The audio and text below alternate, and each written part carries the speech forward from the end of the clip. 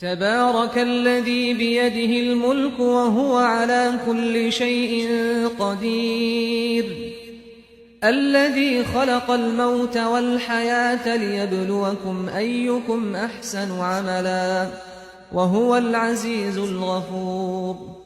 الذي خلق 7 سماوات طباقا ما ترى في خلق الرحمن من تفاوت فارجع البصر هل ترى من فطور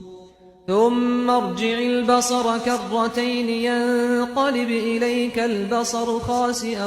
وهو حسير ولقد زينا السماء